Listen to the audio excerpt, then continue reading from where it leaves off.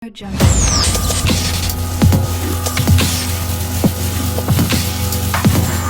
Audio Jungle. Assalamualaikum warahmatullahi wabarakatuh. Saya Andri Dianugraha dari Teknik Geofisika, Fakultas Teknik Pertambangan dan Perminyakan ITB. Pada kesempatan ini saya akan memaparkan mata kuliah mikroseismik mengenai akuisisi data mikroseismik, pembuatan bunker dan konstruksi stasiun seismometer. Bunker dan konstruksi stasiun seismometer.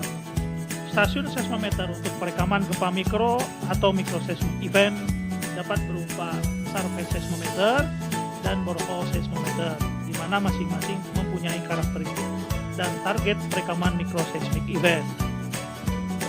Surface seismometer, di mana proses perekaman microseismic event diletakkan di permukaan sensor seismometernya. Dalam hal ini, sensor seismometer diletakkan pada lubang dengan kedalaman sekitar 50 cm sampai dengan 2 meter.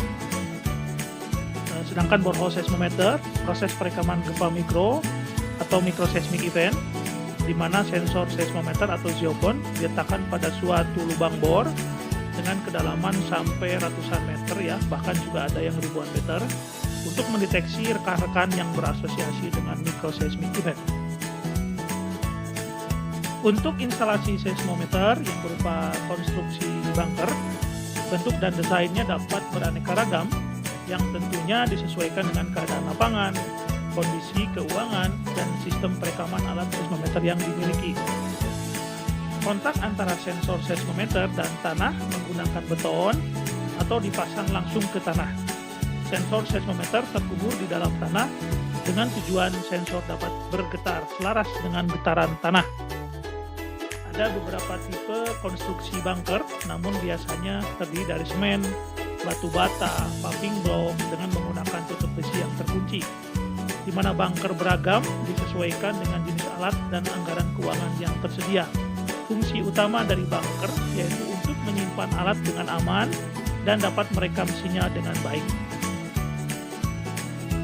Contoh diagram skematik dari stasiun seismograf ya, untuk monitoring microseismic event, di mana kita lihat ini ada sensor seismometer diletakkan di bawah permukaan ya, sekitar 30 ya sampai 50 cm.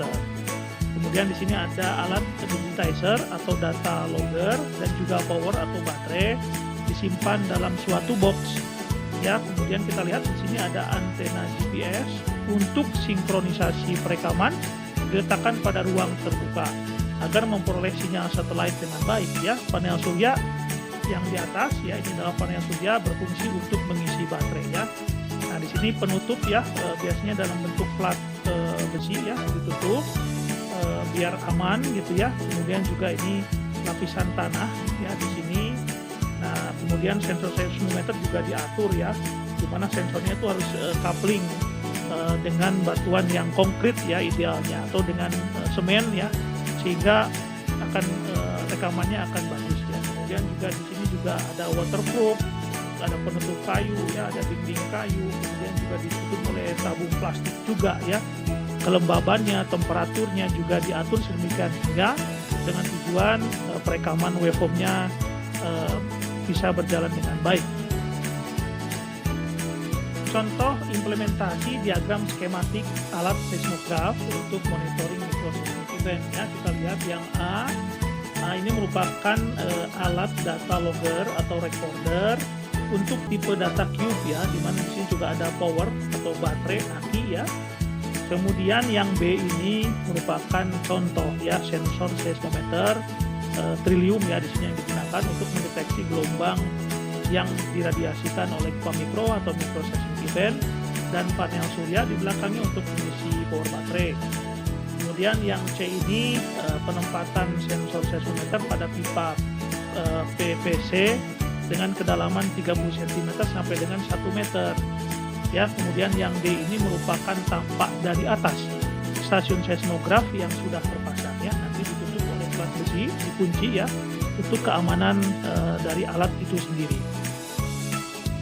Ini contoh kegiatan penempatan alat seismograf permukaan atau surface seismograf ya untuk tipe seismograf lainnya. Ini A di sini penempatan sensor seismometer ya dikubur pada kedalaman sekitar 20 cm sampai dengan 30 cm ya. Pada lapisan yang keras ya, kalau tidak ada kita semen bawahnya, kemudian ditutupi oleh lapisan tanah. Kemudian yang B ini merupakan seperangkat alat data logger, power baterai dan GPS ya, disimpan pada box.